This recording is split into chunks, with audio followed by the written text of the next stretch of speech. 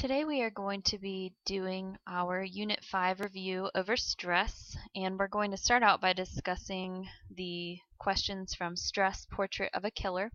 So a reminder that according to the video, there were many negative physical tolls that stress can have on the body. When it came to the arteries, it can cause the buildup of plaque, it can kill brain cells, it can affect learning and memory, it can shorten life expectancy, cause weight gain specifically in the stomach, and it can cause an increased risk for cardiovascular disease, shortened telomeres, which are the ends of our chromosomes. And then just a reminder, when it comes to the difference between human and animal stress response, humans turn theirs on for life or death situations, and then when they get out of that situation, they turn it off, versus humans who turn it on for everything and they rarely turn it off, or they can't turn it off. We turn it on for psychological and just many other different situations.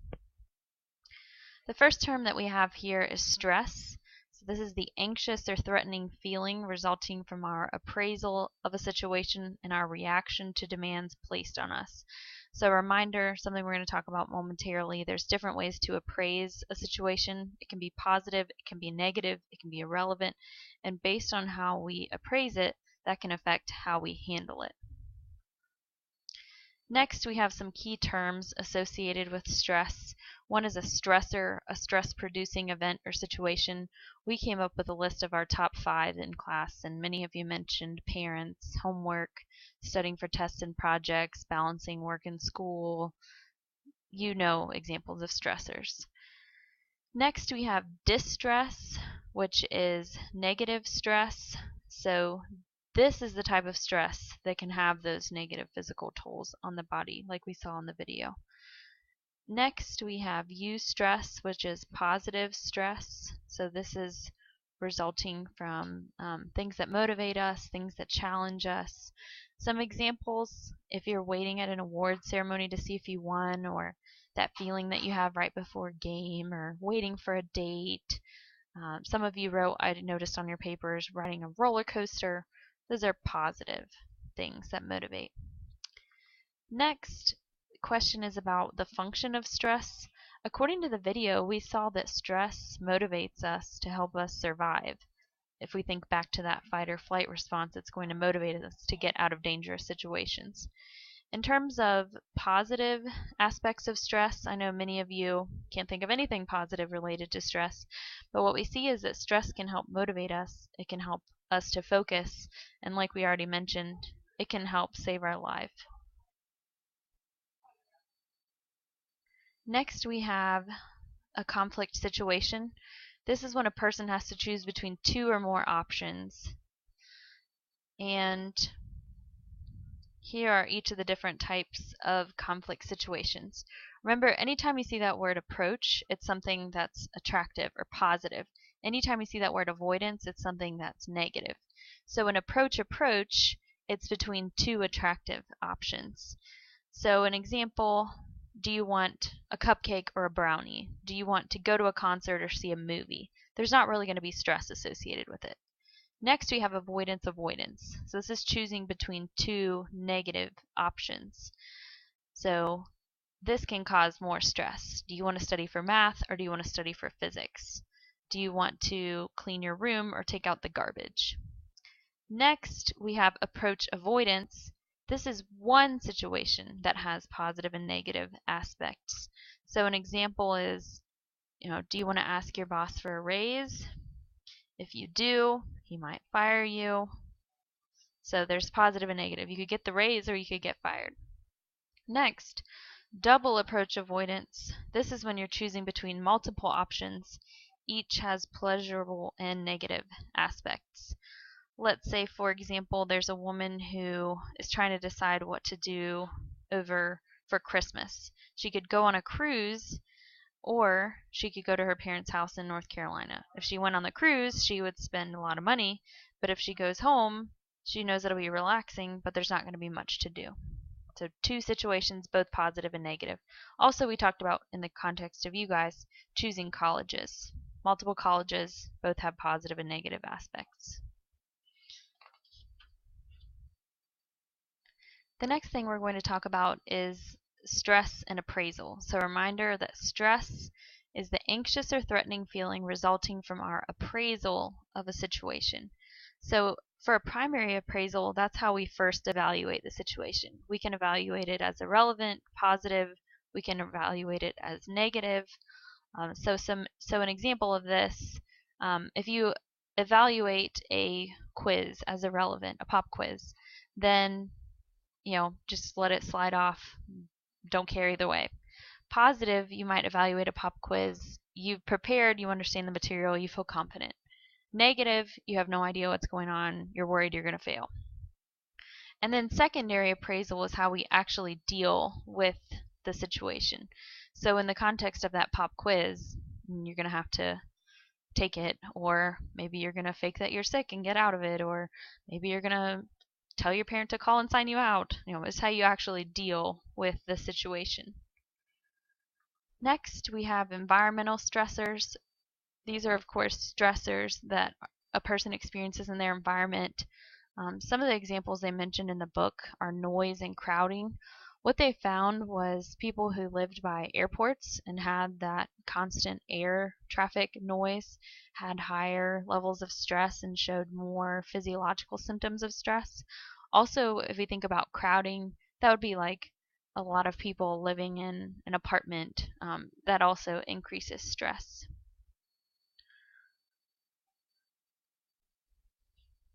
Another term that was on your study guide earlier, hassle and uplift.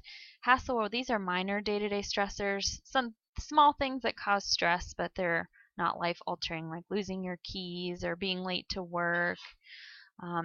Uplifts, these are small things that can help reduce your stress and protect against the negative effects of stress. Things like maybe going shopping or hanging out with friends or winning a game or doing well in a test. These are things that help bring you up, make you feel better. Next, we have different responses to stress.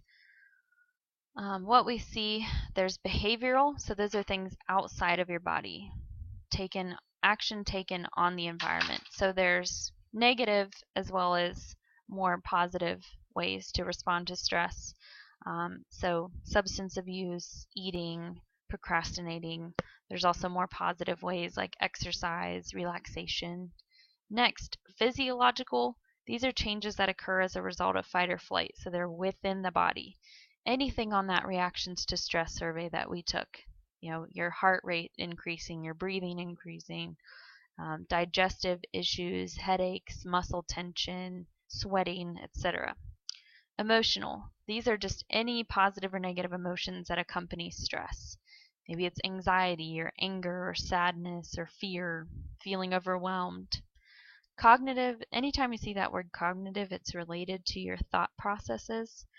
So stress can alter your ability to think clearly, remember, concentrate.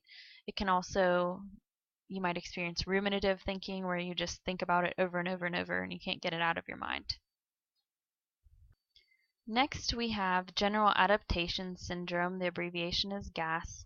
And this was developed by Hans Selye, and he identified 3 stages in the body's stress reaction. And he called it General Adaptation Syndrome because he found that the body reacts to stress in the same way, whether it's life-threatening or, getting caught in a traffic jam. So he says that at first, our body sounds off the alarm. So this triggers the sympathetic nervous system, gets that fight or flight response activated. So this causes all the physiological changes we've already discussed. Next, resistance. This is where the body continues to cope with the stressor, so continues to release those stress hormones and give you that energy you need. And then exhaustion. This is when the body just is completely, the energy is depleted, stress hormones can't secrete anymore, and it can get to the point where a person is so disoriented that they have delusions, so it can be pretty serious. Next, we have factors that influence reactions to stress. We all react to stress differently. Here are some reasons why. The first, genetics. Like we said, if mom has a higher stress level when she's pregnant, then we find that the child also has a higher stress level, and show more signs of things like depression, irritability. Next, personality differences. Type A tend to be ambitious, organized, high-achieving, workaholics, multitaskers, whereas type B tend to be more relaxed, patient, easygoing, not easily angered. So what this results in is type A is more prone to coronary heart disease, which can then lead to heart attacks. Also, what we find is when a person feels that they have more control over a situation, then they experience less stress, versus when we feel less control, we experience more stress. And finally, social support plays a major role in how we handle stress. The more support that we feel we have, the less stress that we experience. Something else I didn't mention, this goes back to questions 10 and 11. The social readjustment rating scale. This is a measure of 43 common life-changing events, and some of the events on there: death, divorce, marriage, new job. And what this scale argues is that one life change can trigger another, which then would increase the level of stress. And based on taking this score, the higher score a person has, the more likely they are to become ill, because of course stress weakens the immune system. Next, we have resilience. A reminder that resilience is the ability to adapt in the face of challenging life experiences like trauma, tragedy, significant stress.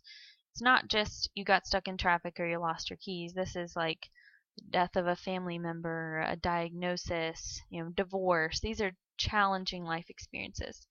And in terms of why it's important to build it, because it can reduce stress and promote health. You examined some characteristics of resilient individuals. One of the things that we see is, they accept their challenge that they're facing. They surround themselves with positive people. They're flexible. They have self-awareness. They accept that pain is part of life. So just make sure that you are able to articulate to someone how they can build resilience in their own life.